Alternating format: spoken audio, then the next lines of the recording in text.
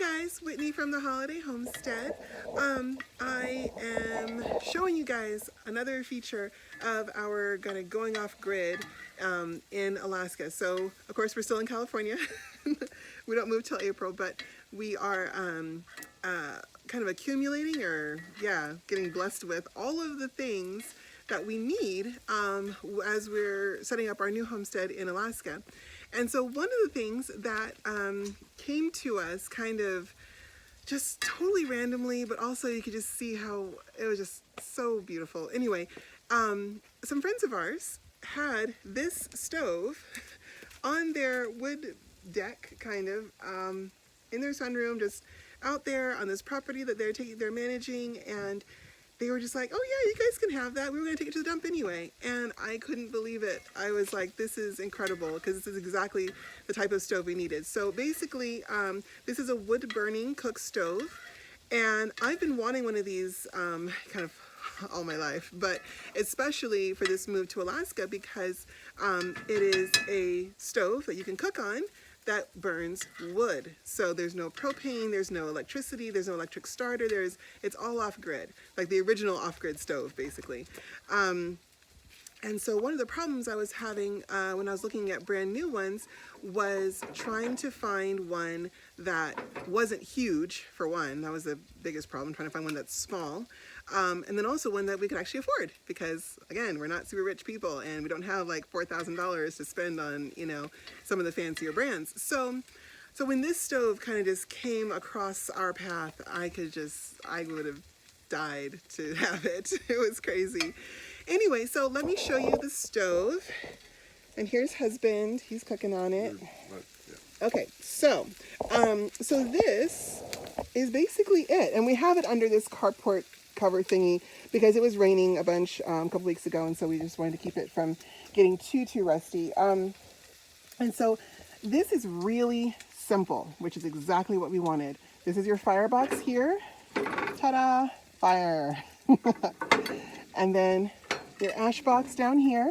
So there's a metal basket that we put in the firebox, and all the ash and bits of burnt up wood and whatever else goes right into that box there, and you can just pull it out. I won't pull it out right now because it's probably kind of hot. And then, actually, you can even see like little embers and little bits kind of fall in there. Anyway, and then this here is the oven. And so basically, this stove is very, very simple. The heat starts here, and it can either go up along and then goes out the back where there's a draft, like a, what do you call it? A chimney, like hole that goes out the back. Or it can come around and through here and down, go under and then go out. And if it does that big circle around this box, that heats the oven. And there's this gauge on here, but I'm sure it doesn't work anymore. We've had this thing cranking a couple times and we haven't had it move at all. So easy fix. So we'll just use a little clip-on oven thermometer, and we'll just put that on the side of the pan when we're using it. And so everything else is really straightforward. Now, I mean, keep in mind, this unit is probably over 100 years old, and yet it works exactly the way it was intended and exactly the way it did, however long ago. So we're cooking lunch. So right here, so this is how you access. So basically the heat, you can't obviously turn a knob to turn down your fire. So you just use high, medium, and low. And so if you want it to get really hot, you're using that. If you are doing a medium, like a simmer, here, and if you're just warming or like a very light simmer, you'd use down here. So anyway, so you can just slide your pan across, and that's basically how you move your pan. And then if you really want to get something cooking, you can open that up, or you can open up the smaller ones. I want to open all of them because we're still cooking. But anyway, so you can open the smaller ones and get more heat, basically. And so this is a simple, very effective unit. Also, this is a warming box. I'm still working on this part. It's super rusty and just needs to be cleaned and all that. But this part here is a warming box where you would put like your dough for rising, your sourdough starter, your yogurt cultures, or anything like you've cooked that you just want to keep it warm. And it does get fairly toasty in here, but not super hot. Anyway, and then, so basically one of the things I really like about this unit is that it is smaller. And like I said, there's other brand new stoves you can buy, but they are a lot bigger. I know, I think like Pioneer Princess or something does a really big one. It's super nice, but A, it's really expensive, and B, it's huge, and it takes like 5 people to move it. And this, we could have moved with 2 people, but we actually had 3 people on it. And the top portion is like sheet metal, and then this portion here is iron, and then this portion down the bottom is also just metal, just like steel metal. And so, you know, that part comes off. You can just store it with just this unit here. You can keep the top on it. I mean, there's so many options for us for transporting it. That's the biggest deal, trying to get this thing from California to Alaska.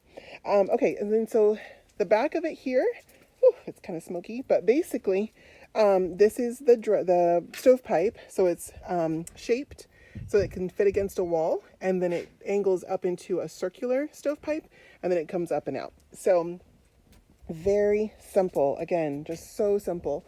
And you know, the quality is there. And 100 years later, it's working just like it was supposed to. So the brand of this one is Royal Charter Oak.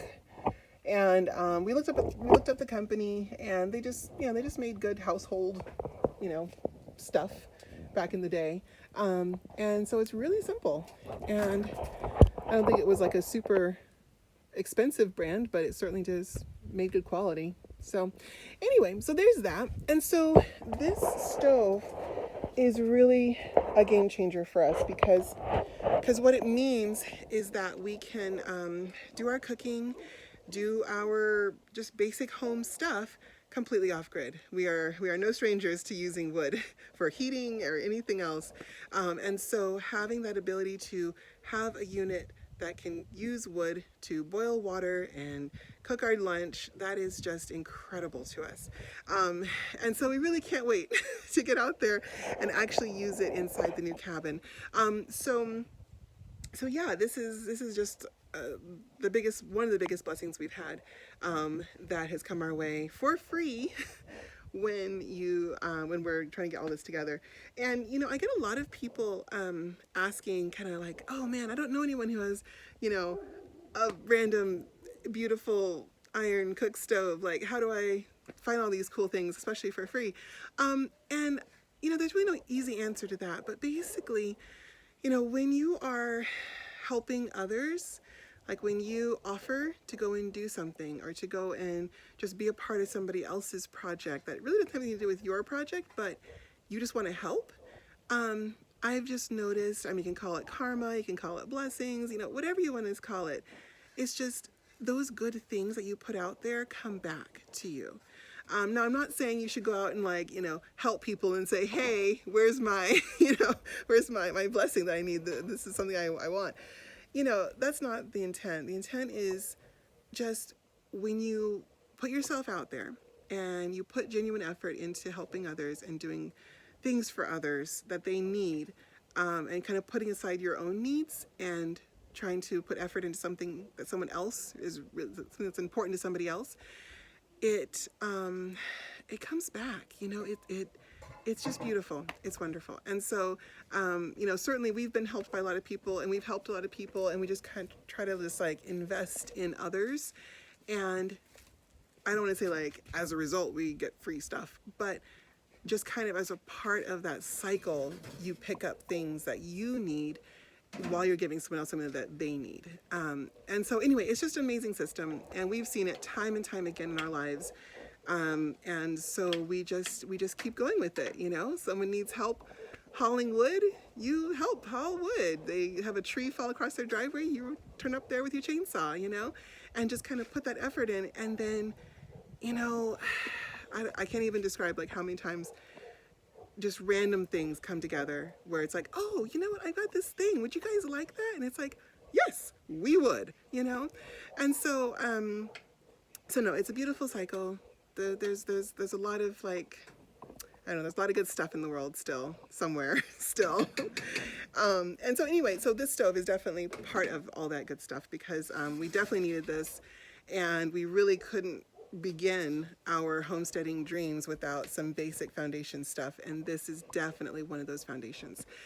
Anyway, so I hope this inspires you guys. Get out there, help others, do good things, and blessings and good karma, whatever that is, all comes back to you. Anyway, so bye.